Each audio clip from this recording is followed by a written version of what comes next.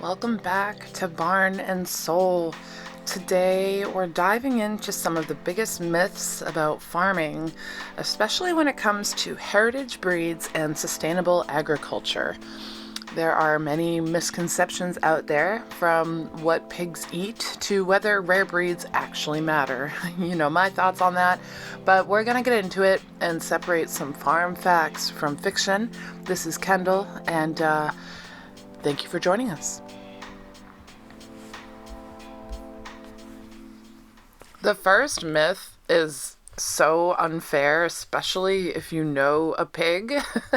If you have gotten friendly with a pig or have made friends with one, I don't think it's fair to say, compared to others, that pigs are dirty animals. But here we are. This is our first myth.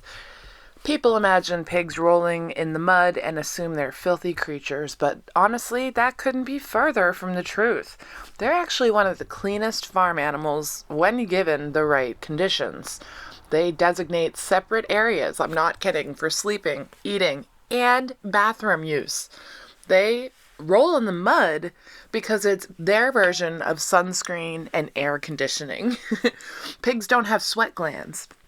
So mud helps them regulate their body temperature and protects their skin from sunburn. A little fun fact for you, pigs are actually considered as intelligent as a 3-year-old child and can even be trained to use a litter box. In fact, studies have shown that pigs outperform dogs in certain cognitive tests. That is a tidbit from the National Geographic in 2018, if you were wondering. Have you ever heard the phrase, "that goat will eat a tin can"? You're not alone if you have, but is it true? The truth is that goats are, in fact, curious browsers. They're not grazers like cows and sheep, though, so they're actually pretty picky eaters who prefer leaves, twigs, and shrubs over grass. The reason they sometimes nibble on odd objects isn't that they want to eat them, it's literally their way of exploring. Think of it like a sensory bin, but for a goat. They use their lips to investigate, but no, they will not want to digest metal or garbage. Some breeds, like our Arapara Island goats, have incredibly specific dietary needs due to their genetic history, so that makes them even more selective and picky than other goats. The third myth, heritage breeds aren't important in modern farming. Yeesh. Many people assume that because industrial agriculture breeds animals for maximum production, heritage breeds are outdated or unnecessary, but this couldn't be more incorrect. The truth is that heritage breeds are essential for biodiversity, disease resistance, and long-term sustainability.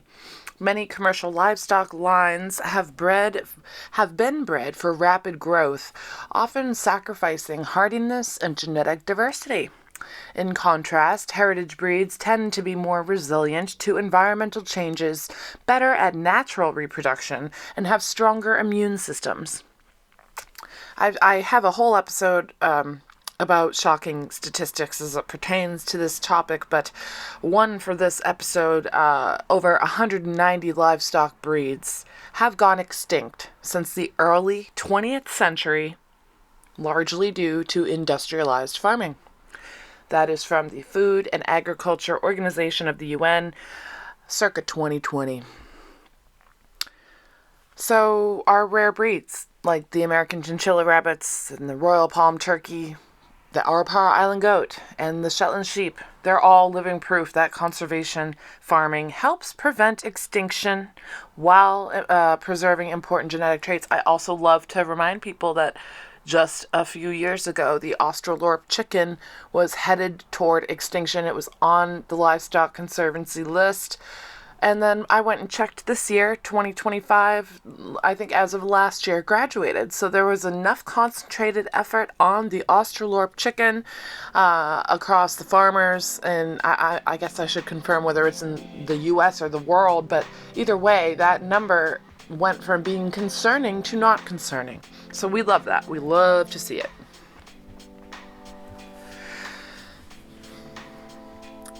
Okay, guys, free range and cage free mean the same thing. Do they? With the rise in ethical consumerism, many people assume labels like free range and cage free mean the same thing, but there's a big difference. Cage free simply means animals are not kept in battery cages, but they're probably still confined in crowded indoor spaces with no outdoor access. Free range means animals must have some outdoor access, but the quality, size, and frequency of that access vary widely between farms. A consumer tip is if you want to ensure true ethical treatment, look for labels from third-party organizations like Certified Humane or Animal Welfare Approved, rather than just relying on industry buzzwords. This is the source here is the ASPCA 2021.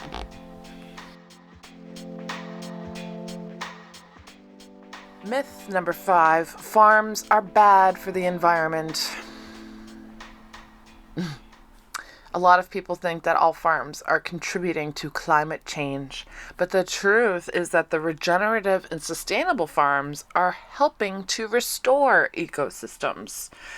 Large-scale industrial farms do have significant environmental impacts, but small, diversified farms, especially those raising heritage breeds, can increase biodiversity, improve soil health, and reduce carbon footprints through sustainable practices. Another very common myth is that all roosters are aggressive. Many people think roosters are universally mean and aggressive, but their behavior depends on breed, environment, and socialization. Heritage breed roosters, especially those raised around people from a young age, like at Dalby, can be quite friendly and even protective in a non-aggressive way. You will see roosters wandering around Dalby all the time, and thankfully, and I swear it is because everyone knows they're safe and loved, but yeah, for the most part, everybody has good things to say about our roosters. Except for Frank, but we'll talk about Frank some other time. Another one that offends me, but I get it, sheep are dumb. First of all, animals can't be dumb. I mean, let's be real, they're animals, but sheep get a bad reputation for being mindless followers, but they actually have pretty impressive memory skills. They can recognize human faces and can navigate obstacles with problem-solving abilities. They're smarter than you think. In fact, in some studies, they've shown cognitive skills on par with some primates.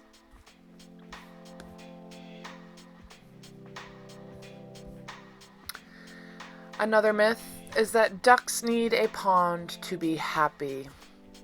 Ducks love water. They're called waterfowl for a reason. They don't, quote, need a pond to thrive, though. Clean water is a must no matter what. A clean water source deep enough for them to dip their heads and keep their nostrils clear is essential. But if you only have a kiddie pool or a small tub, that's fine. It will work. It will be perfect. And you will have happy, healthy ducks. So while they don't need a pond to be happy, they do need water. So I guess it's kind of semantics.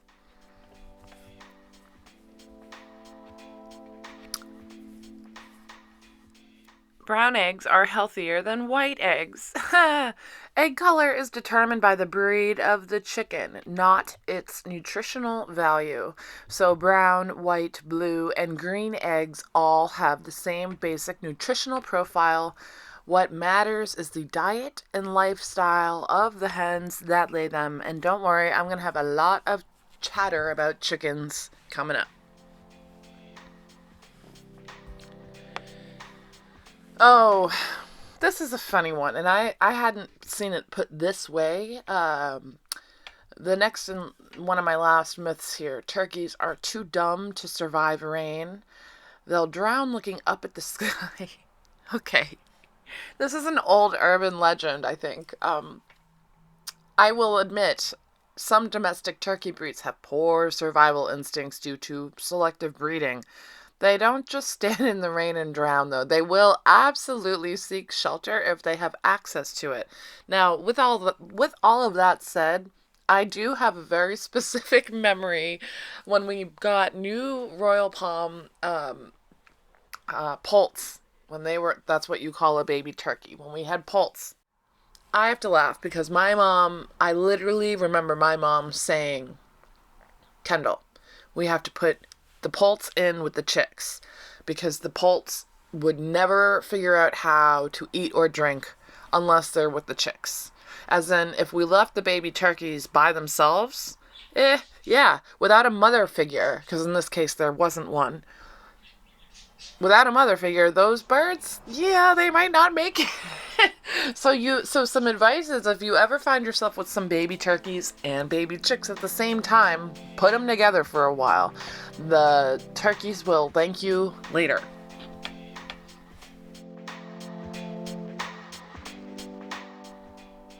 My last myth of the day is it's a very common misunderstanding, I would say, and that is that you need tons of land to start a farm. Blame the movies or something, or blame the Midwest. I love you, but blame the Midwest.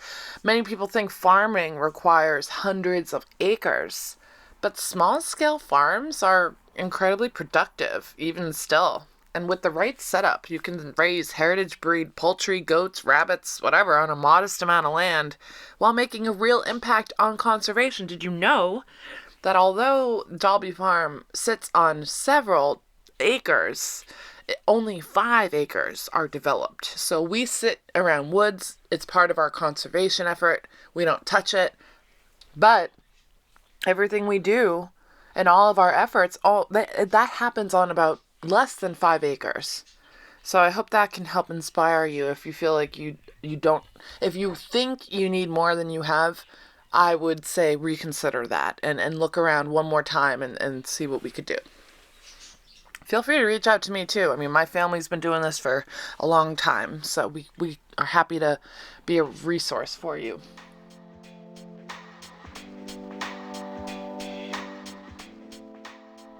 All right, that wraps up our myth-busting session for today. I hope this episode was interesting and maybe helped clear up some of those common or maybe not so common misconceptions about farm life and heritage breeds. I'm going to have more of these. There are way too many myths out there to let them lie, so we will come back to this type of conversation in the future. But if you enjoyed this episode, please subscribe, leave a review if that's a thing, and share it with a fellow farm or animal lover. And let me know if you have any farm-related myths you want me to specifically cover in a future episode. Thank you for listening. And if you want to support our mission, share this podcast, follow us on social media, and come visit us at dalbyfarm.com. Our country store has something for everybody. Until next time, take care and don't forget to appreciate the rare and wonderful things in life.